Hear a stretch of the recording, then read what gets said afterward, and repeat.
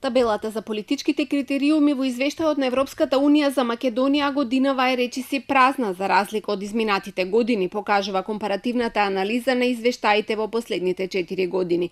Во најновиот извештај го нема еуфемизмот за робена држава, со кој пред помалку од 2 години беше квалификуван нашиот систем како авторитарен и корумпиран. Позитивен е делот за реформите, но високиот број на донесени закони по скратена постапка и проблемите со децентрализацијата се најдоа и во овој извештај како и во изминатите 3.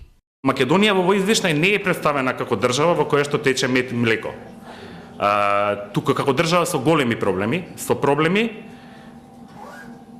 кои самата држава и самото општество покажуваат иницијатива да ги решаваат, и од тука е наградата. Од граѓанскиот сектор укажуваат дека нема простор за триумфализам, туку на извештајот треба да се гледа како на патока за долгиот и напорен пат што не очекува. По него има многу забелешки за економијата во делот на управувањето со јавните финансии, справувањето со сивата економија и невработеноста. Како најден приоритет е посочена подготовката на повеќе годишни буџети.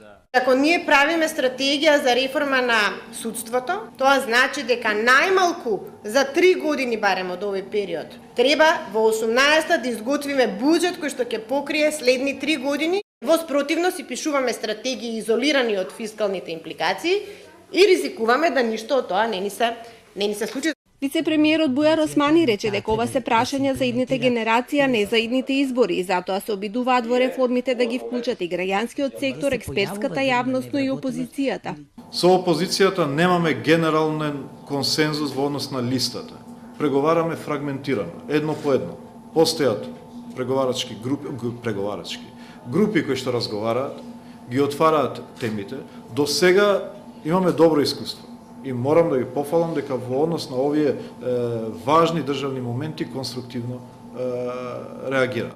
Како една од најважните придобивки од оваа препорака беше нотирано успешното спроведување на приоритетите што не врати на евроатлантската агенда.